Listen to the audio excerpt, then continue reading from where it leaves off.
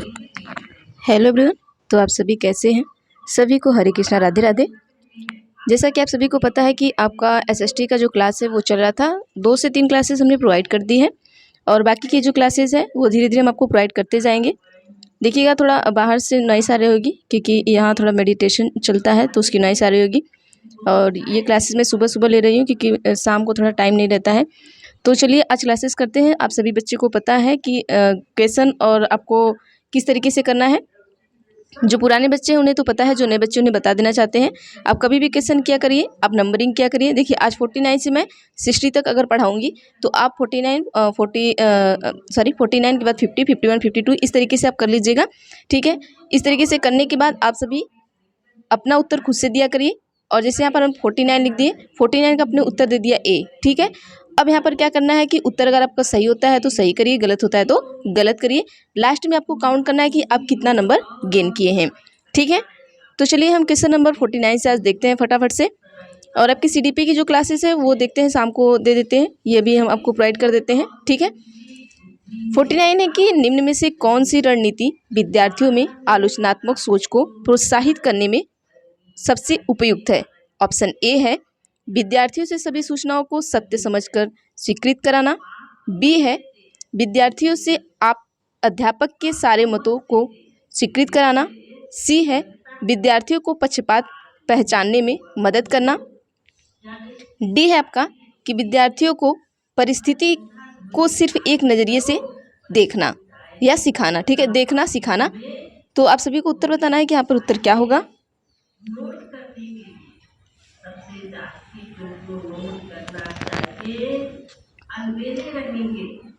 तो चलिए उत्तर बताइएगा आप सभी क्या होगा। देखिए क्वेश्चन नंबर 49 का जो सही उत्तर होगा हमारा ऑप्शन नंबर सी होगा कि विद्यार्थियों को पक्षपात पहचानने में मदद करना। अगला क्वेश्चन चलिए देखते हैं।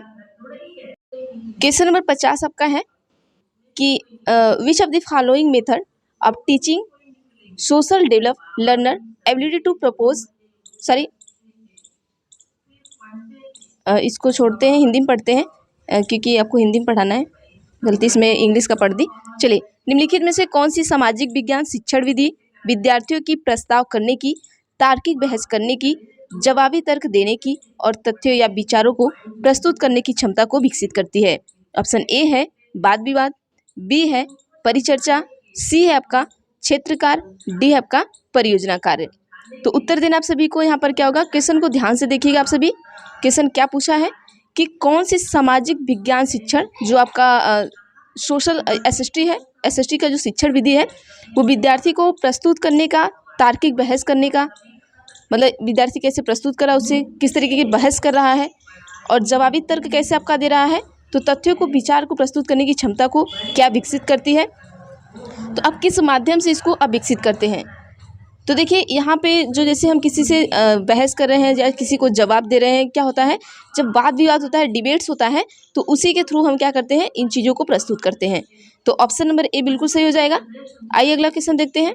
देखिए थोड़ा बहुत नॉइस आ रही होगी तो आप थोड़ा एडजस्ट करिएगा। क्वेश्चन नंबर 51 आपका है कि सामाजिक विज्ञान की एक शिक्षिका, ठीक है, आप अपने को समझ लीजिए, आप सामाजिक विज्ञान की एक शिक्षिका हैं, अपनी कक्षा में शैलों की विशेषता विषय शुरू कर रही हैं। विषय क्या है आपका, शैलों की विशेषताएं हैं। निम्न में से कौन सी गतिविधि उसके उद्देश्य हेतु सबसे अधिक महत्व रखती है। ऑप्शन ए है पृथ्वी के परतों को दर्शाते मॉडल को दिखाना व उस पर चर्चा करना। बी है पाठ्यपुस्तक में दी गई शैलों की विशेषताओं को पढ़ना एवं समझना। सी है आपका शिक्षार्थियों को उनके आसपास पाए जाने वाले शैलों को इकट्ठा करने के लिए कहना। डी है आपका कि विभिन्न प्रकार की शैलों को लाना तथा उनका प्रयोग इन शैलों की विशेषताओं को पहचानने तथा तुलना करने में करना। ठीक है, तो आप क्या करेंगे, आप शिक्षिका हैं तो आप अपने बच्चों को क्या पढ़ा रही हैं कक्षा में, शैलों की विशेषता पढ़ा रही हैं, मतलब शैल पढ़ा रही हैं। जैसे आप एसएसटी में शैल पढ़ाते हैं ना, वही वाला शैल पढ़ा रही हैं आप। ठीक है, तो आपको बताना है कि शैल पढ़ाते टाइम आपको ऐसी कौन सी गतिविधि करनी है कि वो सबसे अधिक महत्व रखे। तो इसका जो सही उत्तर होगा आप सभी बताइएगा क्या होगा। देखिए जो इसका सही उत्तर होगा वो आपका ऑप्शन नंबर डी होगा। ठीक है, देखिए हम क्या करेंगे कि विभिन्न प्रकार के सेल लाएंगे अगर हम अलग अलग तरीके से ये सेल मतलब ये पत्थर अलग अलग तरीके से हम इकट्ठा करेंगे, ठीक है, और इनका प्रयोग इन सेलों की विशेषताओं को पहचानने में और तुलना करने में करेंगे। देखिए अलग अलग के तरह के सेल होते हैं, अलग अलग के पत्थर होते हैं। आप देखते होंगे कि कुछ सेल होती हैं जो बहुत अलग अलग तरीके के होते हैं, उनका नाम अलग होता है, ये चीज़ें। तो हम अलग अलग ये सेलों को लाएंगे, उन्हें दिखाएंगे और दिखाकर हम चीज़ों को प्रस्तुत करेंगे, तो वो चीज़ें अच्छी तरीके से बच्चे क्या करेंगे, समझ सकेंगे। तो ऑप्शन नंबर डी सही करिएगा। चलिए अगला क्वेश्चन देखते हैं हम। क्वेश्चन नंबर 52 आपका है कि भारत के तटीय स्थल रूप पढ़ाते हुए, ठीक है, आप क्या पढ़ा रहे हैं, भारत के तटीय स्थल रूप पढ़ा रहे हैं। राजस्थान के शिक्षक किस शैक्षणिक समस्या का सामना कर सकते हैं। आप राजस्थान में शिक्षक हैं, आप पढ़ा क्या रहे हैं, तटीय स्थल रूप पढ़ा रहे हैं, तो आपको क्या समस्या आएगी। ऑप्शन ए है कि छात्रों के लिए संदर्भ बनाने में, बी है प्रकाशित सामग्री उपलब्ध कराने में, सी है छात्रों के मूल्यांकन में, डी है आपका पाठ्यक्रम समय पर पूरा करने में। तो देखिए क्या आप पढ़ा क्या रहे हैं, कोस्टल लैंडफॉर्म इन इंडिया, ठीक है, आप डिस्कसिंग कर रहे हैं और आप टीचर कहाँ के हैं, इन राजस्थान, ठीक है, teacher in Rajasthan could face pedagogical, क्या करना है आपको, पेडागॉजिकल इशू आपको क्या आएगी, आप क्या फेस करेंगे ये बताना है। तो चलिए हम यहाँ पर देख लेते हैं जो हमारा सही उत्तर होगा। अगर हम राजस्थान में टीचर हैं तो हमें समस्या क्या आएगी कि जो बिल्डिंग फॉर लर्नर होगा वो क्या होगा, छात्रों के लिए संदर्भ में बनाने में आएगा, ठीक है। ऑप्शन नंबर ए सही हो जाएगा हमारा कि छात्रों के लिए संदर्भ बनाने में हमें क्या होगा, प्रॉब्लम क्रिएट होगा, ठीक है। चलिए अगला क्वेश्चन देखते हैं हम। क्वेश्चन नंबर 53 आपका है। देखिए क्वेश्चन थोड़ा बड़े हैं, ठीक है, तो आप एडजस्ट करिएगा। क्वेश्चन है कि पाठ्यचर्या में सामाजिक विज्ञान पाठ्यचर्या में निम्नलिखित में से कौन सी विद्यमान बाधाएं हैं। बाधाएं मतलब कि जो आपका जो एग्जिस्टिंग हिंड्रेंस है इन सोशल साइंस में करिकुलम में बताना है आपको वही, ठीक है। तो ऑप्शन ए है कि क्या आपका विद्यालय में विद्यमान शिक्षण शास्त्रीय प्रथाएं मतलब existing pedagogical practice in school. B है आपका कि pressure to perform and score high marks, क्या अच्छा प्रदर्शन तथा उच्च अंक प्राप्त करने का दबाव। सी है आपका वैज्ञानिक अन्वेषण तथा कौशल निर्माण का अभाव। आपको बताना है कि सामाजिक विज्ञान पाठ्यचर्या में निम्नलिखित में से कौन सी बाधाएं हैं, ठीक है, आपको बाधाएं बतानी है। देखिए ऑप्शन नंबर हमारा क्या होगा, ए बिल्कुल सही होगा, सही करिएगा कि ए एंड बी ये दोनों बाधाएं हैं। देखिए विद्यालय में विद्यमान शिक्षण शास्त्रीय प्रथाएं जो होती हैं वो बाधा उत्पन्न करती हैं। अच्छा प्रदर्शन तथा अच्छे अंक प्राप्त करने का जब हम बच्चों को दबाव करते हैं तो ये भी क्या करती है, बाधा उत्पन्न करती हैं। तो ये दोनों चीज़ें बाधा उत्पन्न कर रही हैं। क्वेश्चन क्या आपका निगेटिव पूछा है, ठीक है, बाधाएं क्या होती है हमारी, निगेटिव होती है। ऑप्शन भी सही हमारा क्या होगा, निगेटिव सही होगा, ये ध्यान रखिएगा। अब अन्वेषण हमने आपको हमेशा बताया, अन्वेषण हमारा जहाँ भी दिख जाए वो आपका पॉजिटिव होता है, तो अन्वेषण क्या होगा, पॉजिटिव होगा। तो ऑप्शन नंबर सी हमारा ये सही होगा। और हमसे गलत पूछा है तो ए और बी हमारा गलत है, तो ऑप्शन नंबर ए सही करेंगे, तो ए और बी हमारा क्या हो जाएगा, सही हो जाएगा यहाँ पर, ठीक है, क्योंकि ये हमारा निगेटिव पॉइंट है तो ये सही हो जाएगा, निगेटिव ही हमसे पूछा गया है। अगला क्वेश्चन देखते हैं हम। क्वेश्चन नंबर 54 आपका पूछा गया है कि प्रारंभिक विद्यालय के छात्रों के समक्ष भारत के राष्ट्रीय आंदोलन की चर्चा के लिए निम्न स्रोतों को उल्लेखित किया जा सकता है। ऑप्शन ए है सेलुलर जेल के आधिकारिक दस्तावेज और पत्र, बी है आपका कि शैल चित्रकला, सी है आपका कबीर के दोहे, डी है आपका अशोक स्तंभ। क्वेश्चन ध्यान से पढ़िएगा, क्वेश्चन क्या पूछना चाह रहा है आपसे। देखिए क्वेश्चन पूछना क्या चाह रहा है आपसे कि प्रारंभिक विद्यालय मतलब बच्चा कहाँ 1 to 5, बात किसकी कर रहा है, ये 1 to 5 की बात कर रहा है, प्रारंभिक विद्यालय की बात कर रहा है। देखिए 6 to 8 का आप पढ़ रहे हैं लेकिन बात किसकी कर रहा है, प्रारंभिक विद्यालय की कर रहा है। तो 1 to 5 के छात्रों के समक्ष भारत के राष्ट्रीय आंदोलन की चर्चा के लिए, अब बच्चा 1 to 5 में है, अब राष्ट्रीय आंदोलन की आप चर्चा कर रहे हैं तो किस स्रोत का उल्लेख किया जा सकता है, ऐसा इसमें से कौन सा स्रोत है जिसका आप उल्लेख करेंगे और बच्चे को अच्छी तरीके से चीज़ें समझ में आएंगी। तो उत्तर बताइए क्या होगा। तो देखिए यहाँ पर ऑप्शन नंबर ए बिल्कुल सही हो जाएगी, सेलुलर जेल की आधिकारिक दस्तावेज और पत्र, ठीक है, letter and official records from cellular jail, इसकी हम क्या करेंगे, इन दस्तावेजों का क्या करेंगे, हम उल्लेखित करेंगे, ठीक है। चलिए अगला क्वेश्चन देखते हैं। 54 के बाद 55 आपका आता है। 55 में आपको पूछा गया है कि सामाजिक विज्ञान की कक्षा में परियोजना विधि का प्रयोग करने का मुख्य उद्देश्य। ऑप्शन ए है विद्यार्थियों को सामाजिक विज्ञान के सैद्धांतिक ज्ञान के निर्माण में संलग्न करना। बी है सामाजिक विज्ञान कक्षा में शिक्षण समय बचाना। सी है आपका कि सामाजिक विज्ञान शिक्षक का भार कम करना। डी है आपका कि विद्यार्थियों को वास्तविक जीवन में सामाजिक समस्याओं की जांच में संलग्न करना। क्वेश्चन ध्यान से देखिएगा क्या पूछा है। क्वेश्चन में पूछना चाह रहा है आपसे कि सामाजिक विज्ञान की कक्षा में परियोजना विधि का प्रयोग करने का आपका उद्देश्य क्या होना चाहिए। अब परियोजना विधि आपको नहीं समझ में आ रहा है तो परियोजना विधि की आप क्या करेंगे, इंग्लिश देख लीजिएगा, ठीक है। Main objective of using project method in social science classes, जो आपका प्रोजेक्ट मेथड है वो अगर आप यूज करेंगे तो आपका मुख्य उद्देश्य क्या होना चाहिए प्रोजेक्ट का यूज करने का, आपको ये बताना है, ठीक है। जैसे हम क्लासेस में क्या करते हैं, प्रोजेक्ट बनाते हैं, तो हमारा उद्देश्य क्या होता है प्रोजेक्ट बनाने का। चलिए तो यहाँ पर हम देख लेते हैं जो सही उत्तर होगा क्या होगा। आप लोगों ने उत्तर दे दिया होगा, तो देखिए ऑप्शन नंबर डी सही होगा, क्योंकि देखिए विद्यार्थी को वास्तविक जीवन में सामाजिक समस्या की जांच के संलग्न हम क्या करते हैं प्रोजेक्ट हम इसलिए तैयार करेंगे कि जो हमारा वास्तविक जीवन है, कोई भी चीज़ें हो, देखिए वास्तविक जीवन से चीज़ें हम जोड़ के ज़्यादा अच्छे से बच्चों को समझा सकते हैं, या अगर हम ही कुछ पढ़ रहे हैं या कुछ कर रहे हैं तो वास्तविक जीवन से अगर हम अपने रिलेट करके चीज़ों को पढ़ते हैं तो वो चीज़ें हमें क्या होती हैं, अच्छी तरीके से याद होती हैं और बहुत दिन तक याद रहती हैं, भूलती नहीं है, ठीक है। तो ऑप्शन नंबर डी हमारा क्या होगा, बिल्कुल सही हो जाएगा। यहाँ पर यही हमारा उद्देश्य होता है परियोजना विधि का प्रयोग करने का, ठीक है, क्योंकि वो वास्तविक जीवन से जोड़ते हैं तो सामाजिक समस्याओं की जांच में संलग्न करना। अगला क्वेश्चन देखते हैं। क्वेश्चन आपका है कि निम्नलिखित प्रश्न में कौन सी ज्ञानात्मक प्रक्रिया का आकलन होता है, भारतीय संविधान की मुख्य विशेषता क्या है। क्वेश्चन ध्यान से देखिएगा क्या पूछा है। Which cognitive process is assessed in the question what are the silent feature of the Indian constitution. तो आपका जो इंडियन कॉन्स्टिट्यूशन है उसके बारे में पूछा है कि भारतीय संविधान की मुख्य विशेषता क्या है। एक सेकेंड, सॉरी, जो इंडियन कॉन्स्टिट्यूशन है उसके बारे में पूछा है कि जो भारतीय संविधान की मुख्य विशेषता है वो क्या होता है। तो ऑप्शन ए है क्या स्मरण होता है, रिकॉल होता है, बी है कि मूल्यांकन होता है, सी है कि विश्लेषण होता है, डी है आपका कि सृजन होता है। क्वेश्चन ध्यान दीजिएगा, क्वेश्चन पूछना क्या चाह रहा है आपसे कि निम्नलिखित में से कौन सी ज्ञानात्मक प्रक्रिया का आकलन होता है, भारतीय संविधान की मुख्य विशेषता क्या है, ठीक है। तो ऑप्शन नंबर एक सही होगा स्मरण। अगला क्वेश्चन देखते हैं। क्वेश्चन आपका है कि निम्न में से कौन सी कार्यनीति समूह आकलन का हिस्सा नहीं है। ऑप्शन एक है वाद विवाद, बी है सेमिनार प्रस्तुति, सी है सत्रांत परीक्षा, डी है कक्षा में चर्चा। तो उत्तर बताइएगा क्या होगा। Question number 57। देखिए क्वेश्चन क्या पूछना चाह रहा है आपसे कि कौन सी कार्यनीति समूह आकलन का हिस्सा नहीं है।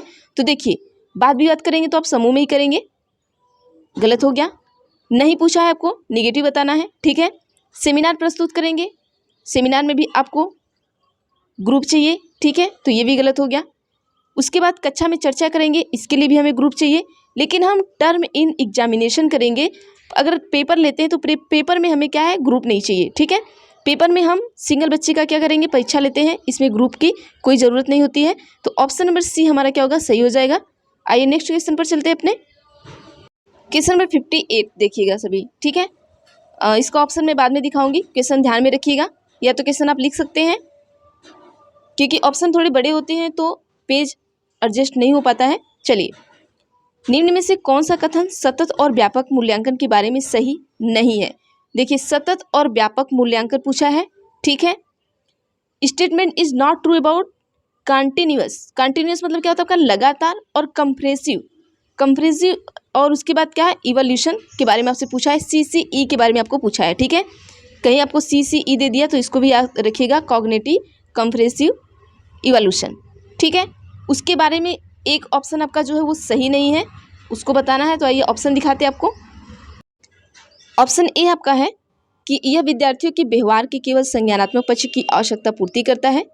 बी है आपका कि मूल्यांकन रणनीतियाँ शिक्षण अधिगम प्रक्रिया के साथ समाकलित है।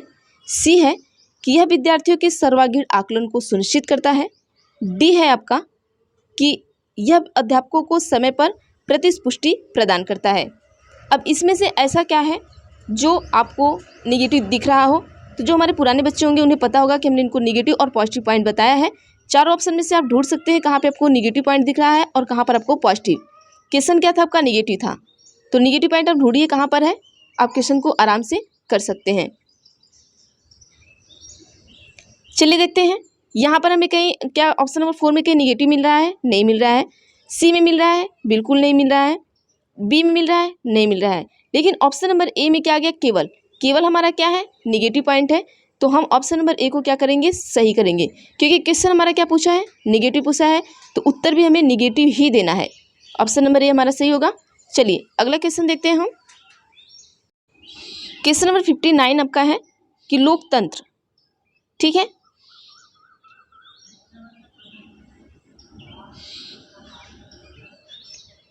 क्या आपका है? लोकतंत्र। लोकतंत्र विषय को शुरू करने से पहले एक अध्यापिका कक्षा में इससे संबंधित प्रश्न पूछती हैं, वो किस तरह का आकलन कर रही हैं?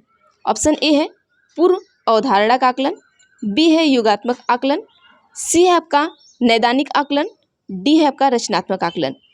तो देखिए यहाँ पर आंसर जो होगा आपका क्या होगा कि पूर्व अवधारणा का आकलन कर रही हैं, क्योंकि लोकतंत्र विषय को शुरू करने से पहले वो क्या कर रही हैं? उससे प्रश्न पूछ रही हैं। प्रश्न पूछना मतलब कि वो पहले की चीज़ों को क्या कर रही हैं, जो आपका जो प्री कॉन्सेप्ट है उसको वो क्या कर रही हैं? पूर्व अवधारणा का क्या कर रही हैं? आकलन कर रही हैं कि आपको पहले की चीज़ें कितना आ रही हैं कितना नहीं आ रही हैं, उस हिसाब से वो आपको आगे पढ़ाएंगी। ठीक है, अगला क्वेश्चन देखते हैं हम। Question number 60। क्वेश्चन नंबर 60 आपका है, देखिए इसमें से आपको बताना है ना कि ये जो ऑप्शन है, ऑप्शन में से बताना है कि आपका ए बी सी सही है या ए सही है या बी सही है या ए गलत है या सभी सही है, ये चीज़ें बताना है। 3 ऑप्शन दे रहे हैं और ये हम आपको ऑप्शन यहाँ पर लिख देते हैं, आप देख लीजिएगा क्योंकि ऑप्शन दिखाना मुश्किल है। तो यहाँ पर देखिए ए है, फिर दूसरे ऑप्शन में आप देख लीजिएगा ए और बी है, तीसरे ऑप्शन में देखिएगा ए बी सी है। चलिए तो यहाँ पर हम देख लेते हैं, ऑप्शन ए का देख लीजिएगा ए, ऑप्शन बी में आप लिख लीजिएगा ए और बी, ठीक है। ऑप्शन सी में लिख लीजिएगा ए बी सी। अब ये 3 ऑप्शन रहेगा आपका, इसी में से आपको उत्तर देना है, ठीक है। चलिए ऑप्शन आपका क्या, क्वेश्चन क्या पूछा है कि एक अच्छी तरह से डिजाइन किया गया पोर्टफोलियो डैश होना चाहिए। ऑप्शन ए है उद्देश्यपूर्ण और व्यवस्थित, बी है विद्यार्थियों के प्रदत्त कार्यों और गतिविधियों को प्रतिबिंबित करने वाला, सी है आपका कि विद्यार्थियों को एक लंबी समय अवधि के काम का संचयन। अब आपको बताना है कि एक अच्छी तरह से डिजाइन किया गया पोर्टफोलियो, आपका पोर्टफोलियो कैसा होना चाहिए ये आपको बताना है। क्या आप उसको उद्देश्यपूर्ण और व्यवस्थित करेंगे? क्या उसे प्रदत्त कार्य और गतिविधि को प्रतिबिंबित करने वाला होगा आपका? क्या आपका ये एक लंबी समय अवधि के काम का संचयन करने वाला होगा? तो देखिए यहाँ पे जो हमारा ऑप्शन होगा तीनों सही होगा। ये बहुत ज़रूरी है कि जो हम पोर्टफोलियो बना रहे हैं एक उद्देश्यपूर्ण होना चाहिए, आपका व्यवस्थित होना चाहिए, कार्य गतिविधि को प्रतिबंधित करने वाला होना चाहिए विद्यार्थी के, ठीक है, और ये एक लंबे समय अवधि के लिए रखना चाहिए। ऐसा नहीं है कि बस हम गए क्लास में और जो भी बच्चे का आकलन करना है किए रखे और बाहर आते ही उसको फाड़ के फेंक दिए, ऐसा नहीं करना है। हमें लंबी समय अवधि के काम का इसको काम का संचयन है, तो इसको हमें अच्छी तरीके से रखना भी चाहिए। तो ए बी सी आपका तीनों सही होगा। तो ये हो गया हमारे 60 क्वेश्चन। अब इसके बाद आपका हम दूसरा लेकर चलेंगे। दूसरा आपका पेपर सेकंड नहीं, सेट जो आपका सेकंड लेकर चलेंगे। ये सेट 1 पूरा हो गया हमारा, कंप्लीट हो गया। तो देखते हैं आपकी अगली वीडियो हम कब तक प्रोवाइड करते हैं। तो थैंक यू एवरीवन। आज के कहने जा रहे थे आज के बाद वीडियो नहीं बनेगी क्योंकि मैं थोड़ी जल्दी में, मुझे भी जाना है और लेट हो रहा है मुझे। तो चलिए आज आप लोगों ने कमेंट किया था कि मैम एसएसटी की डेली वीडियो लीजिए, तो जब जब मुझे टाइम मिलेगा मैं आपको वीडियो प्रोवाइड करती रहूँगी, आप टेंशन मत लीजिए। और बस जस्ट इस मंथ बाद मैं अगले मंथ में आपको लगातार वीडियो जो भी बचे रहेंगे मैं सारे प्रैक्टिस सेट करवा दूँगी आपको। इस मंथ में थोड़ा बिजी हूँ तो हो नहीं पा रहा है। नेक्स्ट मंथ में मैं आपका सारा प्रैक्टिस सेट जो भी बचा हुआ है सारा मैं करा दूँगी, आप सभी टेंशन मत लीजिए। तो आज के लिए बस इतना ही करते हैं। बाकी अगर चैनल पर नए हैं तो चैनल को सब्सक्राइब कर लीजिएगा, बेल आइकन को क्लिक कर लीजिएगा। बेल आइकन को क्लिक करके आप अपना जो भी है, क्योंकि बेल आइकन को क्लिक करने से क्या होता है कि मैं जो भी वीडियो प्रोवाइड करती हूँ आप तक पहुँच जाता है। तो चलिए लोगों तक शेयर भी किया करिए, दोस्तों में अपने जितने भी आपके सोशल मीडिया ग्रुप है वहाँ पे शेयर कर दिया करिए वीडियो को। तो आज के लिए बस इतना ही करते हैं, बाकी देखते हैं हम नेक्स्ट वीडियो में। तो थैंक यू एवरीवन।